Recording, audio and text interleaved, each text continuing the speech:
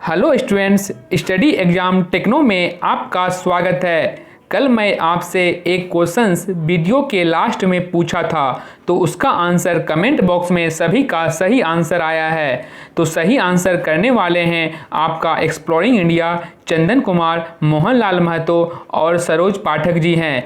इन सभी ने सही आंसर किया है। तो आज भी मैं इसी तरह का कुछ क्वेश्चंस वीडियो का लास्ट में पूछूंगा, तो आपको उसका डायरेक्ट आंसर कमेंट बॉक्स में करना है। तो चलिए शुरू करते हैं आज का पहला प्रश्न। तो आज का आपका पहला प्रश्न है, सरफेस गेज किस प्रकार का टूल है? प्रत्यक्ष रीडिंग, अप्रत्यक्ष रीडिंग, नॉन रीडिंग, इनमें से कोई नहीं। तो इसका आंसर हो जाएगा आपका अप्रत्यक्ष रीडिंग। याद रखें, डिवाइडर, कैलिपर, सरफेस गेज ये सभी आपका अप्रत्यक्ष रीडिंग में आता है, और steel rule, vernier calipers, micrometer ये सब आपका प्रत्यक्ष रीडिंग में आता है, यानी डायरेक्ट रीडिंग। लेकिन प्रत्यक्ष माप क्या है, जाइए जान लेते हैं प्रैक्टिकल रूप से। किसी कार्य या जॉब की माप सीधे ही पैमाने यानी कैलिपर्स, हाइट गेज द्वारा करेंगे तो प्रत्यक्ष माप होगा, और जिसको पहले कैलिपर्स की सहायता से और फिर लिए गए माप का मान इस्पात पैमाने से ज्ञात करेंगे, वो आपका अप्रत्यक्ष रीडिंग होगा। तो सरफेस गेज में अगर पूछ देगा आपको अप्रत्यक्ष रीडिंग कौन कौन होगा, तो डिवाइडर, कैलिपर, सरफेस गेज ये सब जो आपका होगा अप्रत्यक्ष रीडिंग में आएगा। तो चलिए नेक्स्ट क्वेश्चन में चलते हैं। नेक्स्ट क्वेश्चन है आपका, सर्कलिप्स को फिट करने और निकालने के लिए किस कैलिपर का यूज करेंगे? तो आपका सर्कलिप्स जो होता है इस टाइप का होता है, इस टाइप का होता है सर्कलिप्स, हल्का निकला हुआ, हल्का ओपन रहता है, खुला हुआ रहता है, इस प्रकार का होता है। हम लोग इसके लिए एक्सटर्नल और इंटरनल प्लायर्स का यूज करते हैं। इसको फिट करने के लिए, इस प्रकार फिट निकालने के लिए कैलिपर्स का एक्सटर्नल और इंटरनल का यूज करते हैं। तो इसका पहला आंसर होगा सर्कलिप्स प्लायर्स। ठीक है, सर्कलिप्स प्लायर का यूज हम लोग कहाँ करेंगे? सर्कलिप्स को फिट करने के लिए। ठीक है, ये तो फिट करने के लिए कौन कौन सा यूज होता है? एक तो एक्सटर्नल प्लायर्स होता है सर्कलिप्स में, और एक तो इंटरनल होता है।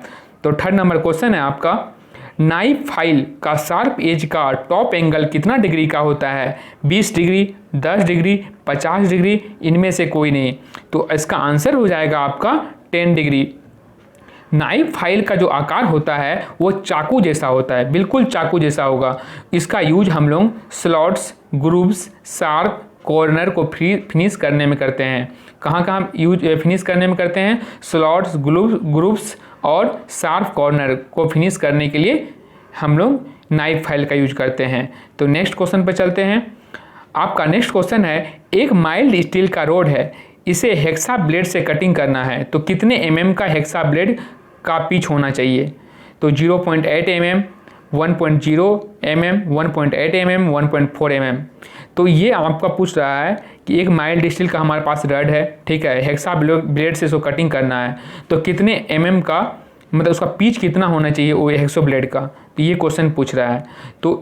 तो इसका आंसर हो जाएगा आपका 4 का D, 1.4 mm इसका पिच होना चाहिए हेक्सो ब्लेड का, तभी ही माइल्ड स्टील का रड को एक काट सकता है, नहीं तो ये क्या होगा, तुरंत ब्लंट हो जाएगा, तुरंत खराब हो जाएगा, टूट जाएगा।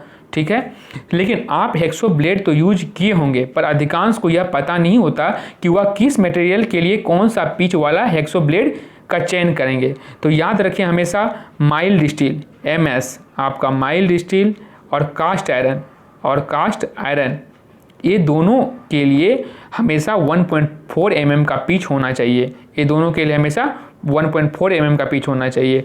और medium carbon steel MCS, medium carbon steel के लिए हमेशा 1.0 mm वाला हमारा हेक्सो ब्लेड का पिच होना चाहिए। ठीक है, नेक्स्ट क्वेश्चन पे चलते हैं।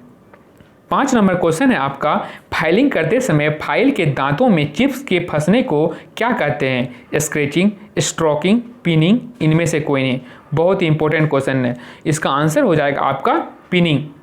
इसके कारण ही फाइल किए गए वर्कपीस पर स्क्रैच आ जाता है। पिनिंग, अगर कोई दांत में अगर इसमें फाइल में चिप्स अगर फंस जाता है, उसके कारण जब भी हम जॉब बनाते हैं उसके कारण हमारा जॉब पे क्या होता है, स्क्रैच आ जाता है। तो याद रखें, तो उसको पिनिंग कहते हैं इस प्रोसेस को। नेक्स्ट क्वेश्चन है 0.5 mm पिच वाली M10 थ्रेड काटने के लिए ब्लैंक का व्यास ज्ञात करें। तो इतना mm पिच है और M10 थ्रेड काटने के लिए ब्लैंक का व्यास पूछ रहा है ये हमसे। तो इसका फॉर्मूला होता है बड़ा D बराबर छोटा d माइनस P इंटू 0.1, इसका जो होता है फॉर्मूला होता है। ये फॉर्मूला आप याद रखिए। यहाँ जो d है ये ब्लैंक का व्यास है, ठीक है, ये क्या है, ब्लैंक का डाया है, याद रखिएगा। और आपका ये जो छोटा d है ये आपका रोड का डाया है। ये रोड जो होगा, जो रोड काटेंगे तो रोड का डाया छोटा d है। ये पिच जो है आपका थ्रेड का पिच है, ठीक है। और यहाँ हमें रोड का ब्लैंक व्यास याद करना है, ये क्वेश्चन बोल रहा है। तो रोड का ब्लैंक व्यास काटने के लिए क्या करेंगे हमको, तो छोटा d है, छोटा d कितना है आपका M10 यानी बराबर 10 छोटा d माइनस पिच कितना है 0.5 इंटू 0.1 इंटू 0.1। तो ठीक है, तो 10 इसको इरेज करते हैं। आपका क्या था 10 माइनस 0.5 इंटू 0.1 था। तो अब इसका हो जाएगा आपका बराबर 10 माइनस 0.05 यानी आंसर आपका हो जाएगा 9.95 mm का होना चाहिए। तो इसका आंसर आपका कौन सा हो जाएगा 9.95 mm, तो यानी 6 का पहला आंसर हो जाएगा। नेक्स्ट क्वेश्चन पे चलते हैं 7 नंबर पर। किस फिटिंग में कंपोनेंट्स को हैंड हैमर का प्रयोग करके फिट किया जाता है। हैंड हैमर का use push fit, right fit, ringing fit, transition fit. तो 7 का आपका आंसर हो जाएगा बी टाइट फिट। आपका टाइट फिट है, टाइट फिट जो होता है इसमें हैमर का प्रयोग करके या मीडियम प्रेशर लगा कर फिट किया जाता है। और ये जो पुश फिट है इसको पुश फिट कंपोनेंट को एक दूसरे के बीच हाथ के हल्के प्रेशर के साथ फिट किया जाता है, ठीक है। तो पुश फिट और टाइट फिट ये आंसर होगा। तो इसका आंसर 7 का आंसर हो जाएगा आपका टाइट फिट, ठीक है। 7 का आंसर हो जाएगा आपका टाइट फिट। 7 का आंसर हो जाएगा टाइट फिट आपका। 8 नंबर का क्वेश्चन है, इनमें से कौन रफनेस ग्रेड नंबर है, चयन करें। N12, N10, N1, N8। तो 8 का आपका आंसर हो जाएगा ए N12। ये सब आपको रफनेस ग्रेड नंबर है। और आपको यह भी जानना आवश्यक है कि इसका सिंबल कैसा होता है। जिस तरह N12 का जो सिंबल होगा आपका इस टाइप का होगा, और N10 का सिंबल जो होगा आपका इस टाइप का होगा, इससे ऐसे N10 का।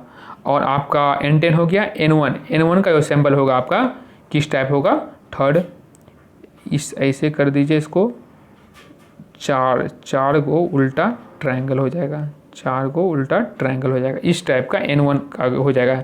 और N8 का जानते हैं, तो N8 जो होगा आपका डबल ट्रायंगल होगा, उल्टा ट्रायंगल, ठीक है। तो ये सब जो आपका है रफनेस ग्रेड नंबर है, रफनेस ग्रेड सिंबल है।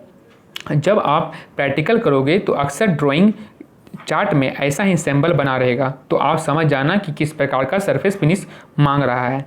तो 9 नंबर क्वेश्चन है, जिग पर टॉलरेंस जॉब पर टॉलरेंस का कितना % होना चाहिए। तो ये जो है 9 का आपका आंसर हो जाएगा 20 से 50% होना चाहिए, ठीक है। इसका आंसर हो जाएगा 20 से 50%। नेक्स्ट क्वेश्चन पर चलते हैं 10 नंबर। धातु की वह योग्यता जिसे ताप देने पर धातु पिघल जाती है कहलाती है डक्टिलिटी, सॉफ्टनेस, फ्यूजिबिलिटी, सभी। तो 10 का आंसर हो जाएगा आपका सी फ्यूजिबिलिटी। और डक्टिलिटी जो होता है धातु की वह योग्यता है जिससे उसे बिना टूटे तार के रूप में बनाया जाता है, उसे हम डक्टिलिटी कहते हैं। 11 नंबर क्वेश्चन है, क्यूपोला फर्नेस में किसे पिघलाया जाता है। तो यह याद रखें, क्यूपोला फर्नेस में हमेशा पिग आयरन को ही आपको पिघलाया जाता है। कास्ट आयरन को बनाने और निश्चित आकार में मोल्ड करने के लिए हम लोग पिग आयरन को क्यूपोला फर्नेस में पिघलाते हैं। 12 नंबर क्वेश्चन है, इनमें से कौन 500 डिग्री सेल्सियस पर स्टील में इलास्टिसिटी बनाए रखती है। निकल, क्रोमियम, वेनेडियम, टंगस्टन। तो इसका आंसर हो जाएगा 12 का आपका सी वेनेडियम। और क्रोमियम जो होता है आपका यह जंग रोधक होता है, याद रखिएगा क्रोमियम जो होगा वो जंग रोधक होता है। 13 नंबर क्वेश्चन है, इनमें से किसका प्रयोग धातु के किसी भी पीस को पतला बनाने के लिए किया जाता है? प्लेटर्स, चीजर्स, पंच, फुलर्स। तो 13 का आंसर हो जाएगा आपका डी, फुलर्स। तो और प्लेटर्स का यूज जो होता है, ये प्लेटर जो है इसका यूज जो होता है फ्लैट सरफेस को फिनिशिंग करने के लिए किया जाता है। नेक्स्ट क्वेश्चन पे चलते हैं। आग से क्रिंकर्स को दूर करने के लिए किसका प्रयोग किया जाता है? स्प्रिंकल, पोकर, रैक, सभी। तो 14 का आंसर हो जाएगा आपका बी, पोकर। पोकर जो होता है यह गोल रोड टाइप का होता है के समान होता है। इसका जो साइड का टेपर आकार में पॉइंट बना होता है पोकर का, ठीक है। नेक्स्ट क्वेश्चन पर चलते हैं। नेक्स्ट क्वेश्चन आपका है, लेथ मशीन पर किस प्रकार का टूल का यूज किया जाता है? Multi point tool, double point tool, single point tool, सभी। तो इसमें किस प्रकार का टूल का हम लोग यूज करेंगे? तो 15 का आपका आंसर हो जाएगा आपका सी, सिंगल पॉइंट टूल का हम लोग यूज करते हैं। लेथ मशीन पे हमेशा याद रखिएगा सिंगल पॉइंट टूल का यूज करते हैं, ये कई बार क्वेश्चन पूछा गया है। तो आज तो चलते हैं नेक्स्ट क्वेश्चन पर। तो आज कल के लिए आपका क्वेश्चन होगा, माइक्रोमीटर किस सिद्धांत पर वर्क करता है? ये आपको आंसर कमेंट बॉक्स में करना है कि इसका आंसर क्या होगा, ठीक है। आप कमेंट बॉक्स पर कमेंट कीजिएगा और बताइएगा कि इसका आंसर क्या होगा। तो आज के लिए इतना ही। मेरा वीडियो कैसा लगा कमेंट बॉक्स में कमेंट करके बताएं। अगर आपको टेक्निकल से रिलेटेड कुछ पूछना है तो आप कमेंट बॉक्स पर कमेंट कर सकते हैं। अगर वीडियो अच्छा लगा तो शेयर और लाइक करें। जो न्यू व्यूअर हैं सब्सक्राइब और नोटिफिकेशन बेल आइकन को दबा लें। मैं डेली आपके लिए बेहतर से बेहतर क्वेश्चन लाता हूँ। तब तक के लिए धन्यवाद।